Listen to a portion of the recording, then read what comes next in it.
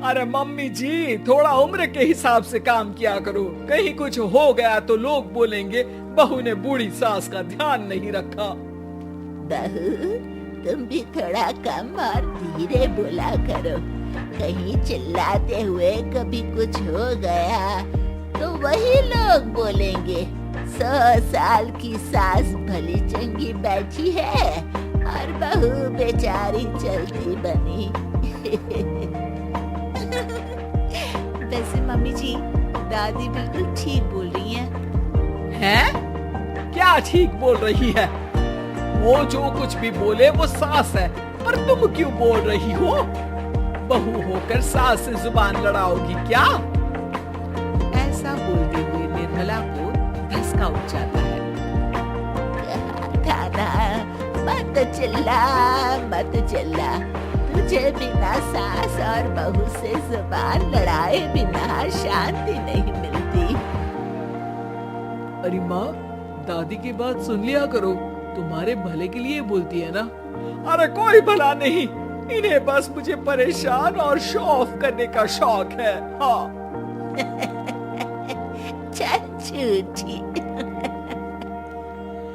इस परिवार में 3 पीढ़ी की औरतें रहती है, जिनका हर समय कोई ना कोई अलग ड्रामा चलता ही रहता है, जिससे और किसी का पता नहीं, लेकिन सूरज बहुत परेशान रहता है। माँ, पियाली और दादी, आप तीनों के पास एक दूसरे को सास बहू वाले ताने देने के अलावा कुछ काम हो या नहीं, पर मेरे पास जरूर है। इसीलिए पियाली जरा लंच ले आओ, मुझे ऑफिस भी जाना होता है। इस पर पियाली सूरज को लंच देती है और वो ऑफिस चला जाता है, जिसके बाद तीनों एक बार फिर अपनी बातों या कह लो कि नोक-झोंक में लग जाती है। इसी में दिन बीत जाता है। रात को सूरज के साथ उसके दोस्त भी खाने पर आते हैं। पियाली, मेरे कुछ दोस्त आए हैं। सॉरी, अचानक प्लान बना तो बता नहीं पाया। तुम जल्दी से डिनर बना दो ना।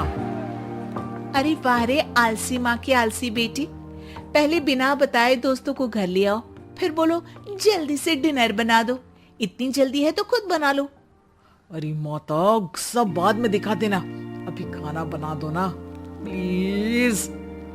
ऐसा बोल के सूरज दोस्तों के पास जाकर बैठ जाता है और पियाली डिनर की टेंशन में अपनी सास के पास पहुंच जाती है, जो अपने कमरे में आराम कर रही होती है।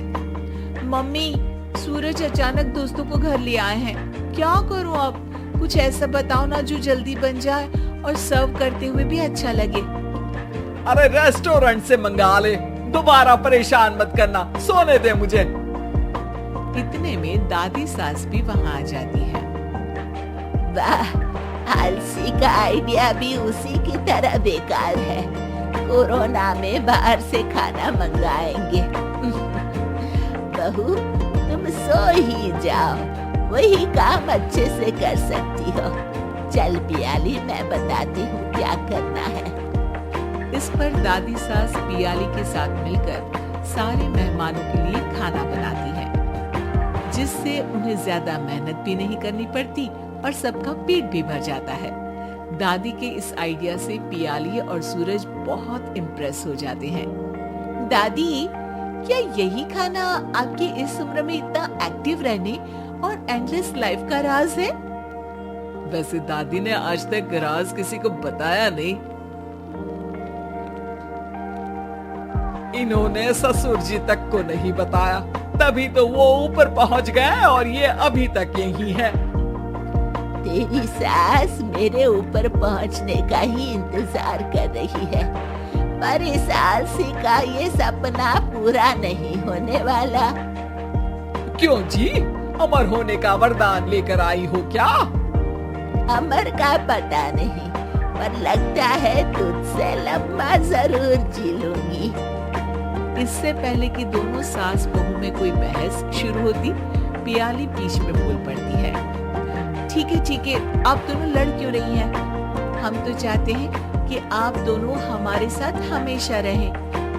पियाली की बातों पर दोनों शांत हो जाते हैं और उनकी लाइफ पहले जैसे चलने लगती है, जहाँ दादी सुबह जल्दी उठकर कुछ न कुछ काम करते हुए पूरा दिन बिताती है, तो वहीं निर्मला और पियाली लेट उठने से लेकर धीरे धीरे आलस में काम करना और जब मर्जी सो जाने से अपना दिन बिताती हैं।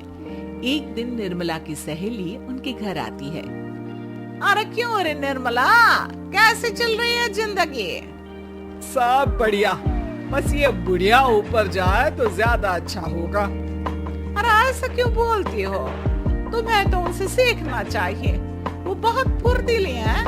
मैं उन्हें रोज मॉर्निंग वॉक करते हुए देखती हूँ और वहीं तुम और तुम्हारी बहू है जिन्होंने शायद सुबह का सूरज आज तक देखा ही नहीं होगा।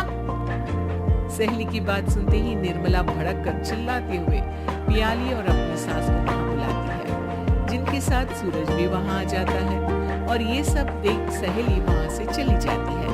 अरे सासू माँ, आपको हमसे क्या दिक्कत है? अब तो मेरी सहेलियाँ भी आपकी वजह से मुझे ताने देने लगी है। मम्मी जी, कुछ तो लोग कहेंगे, लोगों का काम है कहना, आप इग्नोर करो ना। अच्छा वैसे महारानी, वो तुम्हें भी वही सब बोल रही थी? है? मैंने क्या किया? अरे किलस क्यों रही हो? अब तो समझो और अपना लाइफस्टाइल सुधारो। ओ मोरी मैया, अब हमारा लाइफस्टाइल भी खराब हो गया क्या? आपका तो हाई फाई है ना, बस उतना ही ठीक है। तुम लोग हमेशा पूछते हो ना कि मेरी इस उम्र और अभी भी इतने एक्टिव रहने का राज क्या है, तो वो ये लाइफ स्टाइल ही है जिसे हाई फाई नहीं पर सिंपल कहते हैं। दादी, अब कहना क्या चाहती हो?